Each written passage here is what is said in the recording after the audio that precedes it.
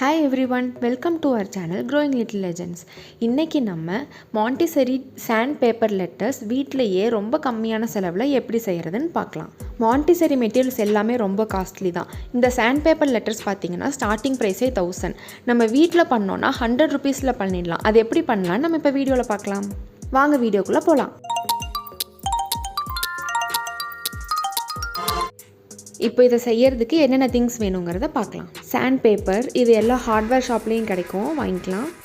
Next லெட்டர்ஸுக்கான templates டிஸ்கிரிப்ஷனில் link கொடுக்குறேன், நீங்கள் டவுன்லோட் பண்ணிக்கலாம். நெக்ஸ்ட்டு கட் பண்ணுறதுக்கு தேவையான கட்டர்ஸ் அண்ட் சிசர்ஸ். ஃபெவிகால், இது பெரிய பாட்டிலே வாங்கிக்கோங்க, ஏன்னா எல்லாமே நம்ம இதை வச்சு தான் ஒட்ட போகிறோம். நெக்ஸ்ட்டு மார்க்கர் இல்லைனா ஏதாவது ஒரு பென் ஜஸ்ட் டு மார்க். அப்புறம் ஸ்கேல் நம்ம மெஷர்மெண்ட்ஸுக்காக. நெக்ஸ்ட்டு கார்ட்போர்ட், கொஞ்சம் திக்கான கார்ட்போர்டாக இருந்தால் நல்லாயிருக்கும். நெக்ஸ்ட்டு சார்ட் பேப்பர்ஸ் நமக்கு 2 கலரில் தேவைப்படும், ப்ளூ அண்ட் ரெட். ஸோ ரெண்டுமே வாங்கிக்கோங்க. ஆனால் வவ்வல்ஸுக்கு ஒரு கலர், கான்சனன்ஸுக்கு ஒரு கலர் யூஸ் பண்ணணும். எந்த கலர் வவ்வல்ஸுக்கு யூஸ் பண்ணுறீங்களோ அது ஒன்று போதும், இன்னொரு கலர் 2 வாங்கணும். வவ்வல்ஸ் ப்ளூ கலர்லேயும் கான்சனன்ஸ் ரெட்லேயும் பண்ணணும், ஆனால் நான் மாற்றி தான் பண்ணியிருக்கேன் இதில். நெக்ஸ்ட்டு வைப்பிங் கிளாத், நம்ம ஃபெவிகால் எக்ஸசிவாக இருக்கிறத வைப் பண்ணுறதுக்கு. வாங்க இப்போ எப்படி பண்ணலான்னு பார்க்கலாம். இது பண்ணுறதுக்கு கார்ட்போர்ட் பார்த்தீங்கன்னா கொஞ்சம் திக்கான கார்ட்போர்டாக இருந்தால் நல்லாயிருக்கும். ஒரு 3 mm திக்னஸ் இருந்துச்சுன்னா குழந்தைங்க வளைக்காமல் உடைக்காமல் இருக்கிறதுக்கு கொஞ்சம் ஸ்டர்டியாக இருந்தால் தான் நல்லாயிருக்கும். நம்ம இப்போது மார்க்கர் யூஸ் பண்ணி ஸ்கேலில் ஒரு ரெக்டாங்கிள் வரைய போகிறோம். அந்த ரெக்டாங்கிளோட மெஷர்மெண்ட்ஸ் பார்த்திங்கன்னா மாண்டிசரி மெத்தட் படி ஹைட் 4 inches இருக்கணும். இதே லென்த் பார்த்திங்கன்னா 6 inches வரணும். ஸோ அதுக்கு தகுந்த மாதிரி நம்ம மார்க்கரில் மார்க் பண்ணி ஒரு ரெக்டாங்கிள் வரைஞ்சிக்கலாம். ரெக்டாங்கிள் வரைஞ்சிட்டு அதை நம்ம அதை தனியாக கட் பண்ணி எடுத்துக்கலாம். ஸோ எல்லா கார்ட்ஸுமே இதே மெஷர்மெண்ட்ஸில் தான், 4/6 inches. நான் அதை இங்கே மென்ஷன் பண்ணுறேன், நீங்கள் அதை பார்த்துக்கோங்க. ரெக்டாங்கிள் வரைஞ்சாச்சு, இதை நம்ம கட் பண்ணி எடுத்துக்கலாம். இது கட்டர், இந்த மாதிரி ஒரு பெரிய கட்டர் இல்லைன்னா சிசர் யூஸ் பண்ணி கட் பண்ணுங்கள். கட்டர் யூஸ் பண்ணும்போது கொஞ்சம் கார்னர்ஸ் எல்லாம் கரெக்டாக வராது. சிசர் யூஸ் பண்ணால் நீட்டாக வரும். உங்களுக்கு எது கம்ஃபர்டபுளாக இருக்குமோ அந்த மாதிரி கட் பண்ணி எடுத்துக்கோங்க. இப்போ அதை கட் பண்ணி எடுத்தாச்சு, நம்ம எட்ஜஸ் எல்லாம் கொஞ்சம் ட்ரிம் பண்ணிக்கலாம் நீட்டாக இருக்கணுங்கிறதுக்காக. அதுக்கப்புறம் இப்போ நம்ம லெட்டர்ஸ் கட் பண்ணலாம். இந்த மாதிரி லெட்டர்ஸ் நீங்கள் பிரிண்ட் டவுன்லோட் பண்ணி அந்த பிரிண்ட் எடுத்து வச்சுக்கோங்க. அந்த லெட்டர்ஸ் எல்லாம் ஃபஸ்ட்டு கட் பண்ணிவிட்டு அதுக்கப்புறம் நம்ம இப்போது அந்த ஷீட்டில் எப்படி ஃபிக்ஸ் பண்ணலாங்கிறத பார்க்கலாம். இப்போ லெட்டர்ஸ்லாம் கட் பண்ணி நம்ம இந்த ஃபஸ்ட்டு சாண்ட் பேப்பரில் ஒட்டணும். அது எப்படி பண்ணலாங்கிறது இப்போ நான் சொல்கிறேன். சாண்ட் பேப்பர் வாங்கும்போது ரொம்ப நீங்கள் டச் பண்ணி பாருங்கள், ரொம்ப சொரன்னு இருக்கிற மாதிரி வாங்காதீங்க. கொஞ்சம் மைல்டாக இருக்கிற மாதிரி வாங்குங்க. அப்போ தான் குழந்தைங்க டச் பண்ணி பண்ணும்போது அவங்களுக்கு கையில் எதுவும் ஹர்ட் ஆகாமல் இருக்கும். நெக்ஸ்ட் நம்ம இந்த ப்ளூ சார்ட்டை கார்ட்போர்ட் சைஸுக்கு கட் பண்ணி எடுத்துக்கலாம். அது மேலே தான் நம்ம லெட்டர் ஒட்டணும். நம்ம கார்ட்போர்டையே டைரெக்டாக மேலே வச்சு மார்க் பண்ணியும் கட் பண்ணலாம். இல்லைனா நம்ம எகைன் மெஷர்மெண்ட்ஸை சார்ட்டில் வரைஞ்சும் கூட கட் பண்ணிக்கலாம். நான் இன்றைக்கி கார்ட்போர்டை மேலே வச்சு அப்படியே கட் பண்ணுறேன். இப்போ நம்ம கட் பண்ணி எடுத்தாச்சு. இப்போ இதில் ஃபெவிகால் போட்டு நம்ம கரெக்டாக அந்த கார்ட்போர்ட் மேலே கார்ட்போர்ட் தெரியாத மாதிரி எல்லா சைட்ஸும் கரெக்டாக வச்சு நம்ம இதில் ஒட்டிக்கலாம்.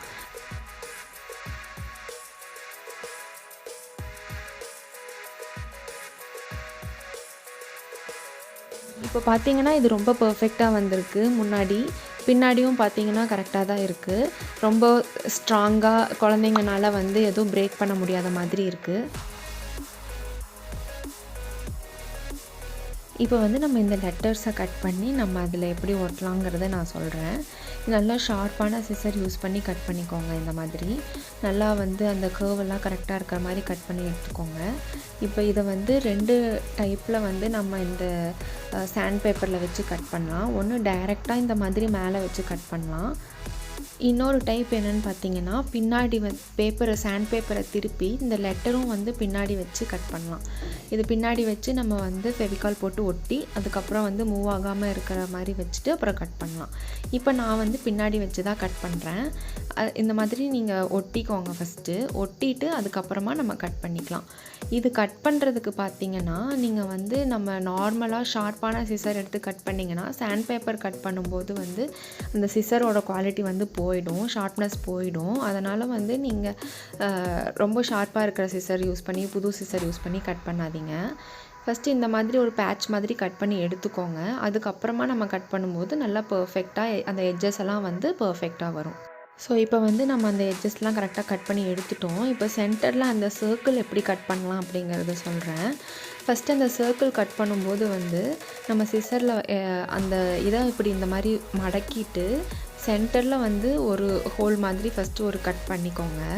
அப்படி இந்த மாதிரி ஒரு கட் போட்டுக்கிட்டிங்க அப்படின்னா அதுக்கப்புறம் நம்ம சிசரை அந்த இதுக்குள்ளார விட்டு ஸ்ட்ரெயிட்டாக மேலே ஒரு கட் பண்ணிவிட்டு அதுக்கப்புறம் அந்த சர்க்கிள் ஃபுல்லாக கட் பண்ணும்போது நம்ம சிசர் கட் பண்ணுறதுக்கான ஸ்பேஸ் அங்கே கிடைக்கும். அதனால் வந்து ஈஸியாக வந்து நம்மளால் கட் பண்ண முடியும்.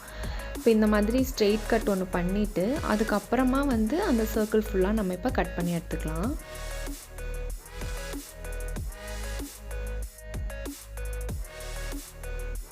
அதே மாதிரி இன்னொரு டிப் என்னென்னா, நீங்கள் கட் பண்ணும்போது சிசரோட மேலே இருக்கிற அந்த ஷார்ப்பான எட்ஜஸில் வச்சு கட் பண்ணிங்கன்னா ஈஸியாக கட் பண்ணலாம். ஃபுல்லாக உள்ளே கொண்டு போய் கட் பண்ணாமல் மேலால் வச்சு கட் பண்ணிங்கன்னா இந்த மாதிரி பர்ஃபெக்டான வந்து சர்க்கிள் நமக்கு கிடச்சிரும். ஸோ இப்போ பார்த்தீங்கன்னா பி வந்து அந்த சர்க்கிள் உள்ளே இருக்கிற சர்க்கிள் அந்த எட்ஜஸ் எல்லாமே வந்து நமக்கு பர்ஃபெக்டாக வந்துடுச்சு. இப்போ இதை எடுத்து நம்ம அந்த ப்ளூ சார்ட் ஒட்டியிருக்கிற கார்ட்போர்ட் மேலே ஒட்டலாம். இது வந்து நம்ம இந்த மாதிரி வந்து நம்மளோட ரைட் அண்ட் கார்னரில் இப்படி ஒட்டணும். நம்ம அப்படி ஒட்டும்போது ரொம்ப முக்கியமாக கவனிக்க வேண்டியது என்னென்னா நம்மளோட ஃபெவிகால் போடுறது தான். ஃபெவிகால் வந்து நம்ம ரொம்ப ஜாஸ்தியும் போடக்கூடாது, ரொம்ப கம்மியாகவும் போடக்கூடாது. இந்த மாதிரி சென்டரில் ஒரே ஒரு லைன் மட்டும் போட்டுக்கோங்க.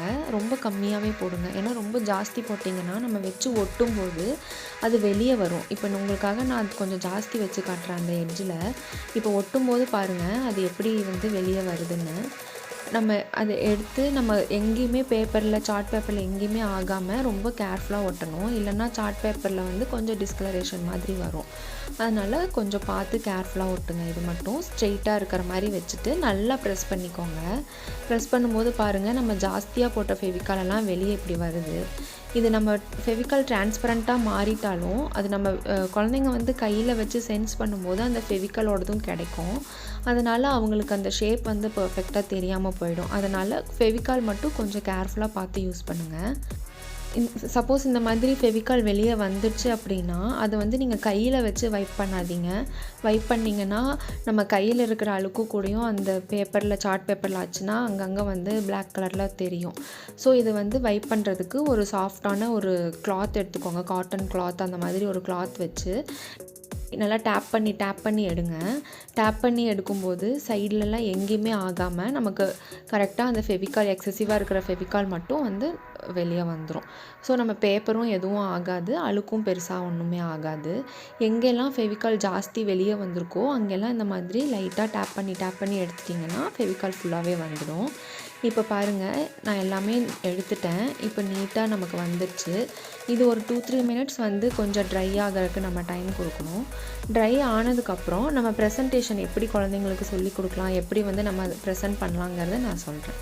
ஸோ இப்போ ஏ பி ரெண்டுமே நம்ம பண்ணியாச்சு. ஸோ இப்போ இதை வந்து ஏ வந்து நான் ரெட்டில் பண்ணியிருக்கேன், பி வந்து ப்ளூவில் பண்ணியிருக்கேன். சரி மெத்தட் படி வவல்ஸ் வந்து ப்ளூலையும் கான்சனன்ட்ஸ் வந்து ரெட்லேயும் இருக்கணும். நான் மாற்றி பண்ணிட்டேன். நீங்கள் பண்ணும்போது கரெக்டாக பண்ணிக்கோங்க.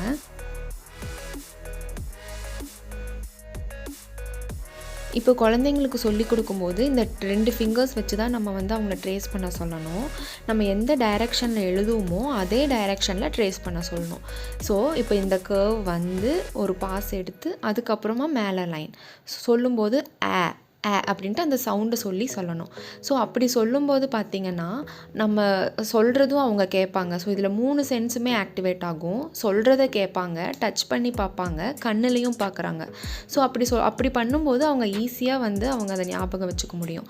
இப்போ பிக்கு பார்க்கலாம். ஃபஸ்ட்டு ஸ்ட்ரெயிட் லைன் போட்டுட்டு அதுக்கப்புறம் அந்த ஒரு கர்வ் வரும்.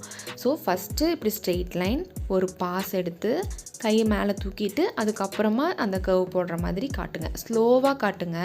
கிட்ஸ் நல்லா அப்சர்வ் பண்ணுவாங்க. அவங்க பண்ணும்போதும் இதே மாதிரி ஸ்லோவாக பண்ணுவாங்க. அப்போ எழுதுறதுக்கும் அவங்களுக்கு ஈஸியாக வந்துடும்.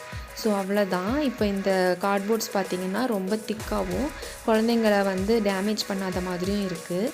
கார்ட்போர்ட் செலக்ட் பண்ணும்போது கொஞ்சம் இந்த மாதிரி ஸ்ட்ராங்கானதாக எடுத்துக்கிட்டிங்கன்னா லாங் லாஸ்டிங்காக இருக்கும். ஸோ இப்போ நம்ம அந்த லெட்டர்ஸை வந்து சாண்ட் பேப்பரில் வச்சு கட் பண்ணுறதுக்கு பின்னாடி திருப்பி ஒட்டிட்டு அப்புறம் கட் பண்ணுவோம்ல, அது நம்ம திருப்பி வச்சு கட் பண்ணாமல் இருக்கிறதுக்கு ஒரு டிப் சொல்கிறேன். இதை வந்து நீங்கள் இப்படி மேலே வச்சு பார்த்துட்டு அந்த லெட்டரை அப்படியே கீழே கொண்டு போயிட்டு அப்புறம் திருப்பி அதில் அப்படியே ஃபெவிகால் போட்டு ஒட்டிட்டிங்க அப்படின்னா லெட்டர்ஸ் வந்து நமக்கு ரிவர்ஸில் வராமல் கரெக்டாக வரும். நம்ம இந்த ஸ்டார்டிங்கில் பண்ணும்போது இந்த மிஸ்டேக் பண்ணுறதுக்கு ரொம்ப சான்ஸ் இருக்குது. ஸோ இதை மட்டும் கொஞ்சம் கேர்ஃபுல்லாக பார்த்து பண்ணுங்கள். இப்போ இதில் பார்த்தீங்கன்னா நான் வந்து கலர்ஸ் எல்லாமே கரெக்டாக பண்ணியிருக்கேன். வவல்ஸ் எல்லாம் ப்ளூவில் பண்ணியிருக்கேன், கான்சனன்ட்ஸ் எல்லாம் வந்து ரெட்டில் பண்ணியிருக்கேன். எவ்வளோ பர்ஃபெக்டாக வந்திருக்குன்னு பாருங்கள். நம்ம கடையில் வாங்குறது மாதிரியே தான் வந்திருக்கு. ஆனால் நம்ம வந்து ரொம்ப கம்மியான செலவுலேயே இதை பண்ணி முடிச்சிட்டோம். இந்த வீடியோ உங்களுக்கு பிடிச்சிருக்குன்னு நினைக்கிறேன். உங்கள் ஃப்ரெண்ட்ஸ் அண்ட் ஃபேமிலி கூட ஷேர் பண்ணுங்கள். வீடியோ பற்றின கமெண்ட்ஸ் ஏதாவது இருந்தால் கமெண்ட் செக்ஷனில் சொல்லுங்கள். நம்ம சேனலை சப்ஸ்கிரைப் பண்ணலன்னா சப்ஸ்கிரைப் பண்ணிவிட்டு பக்கத்தில் இருக்கிற பெல் ஐக்கானையும் ப்ரெஸ் பண்ணிக்கோ. தேங்க்யூ.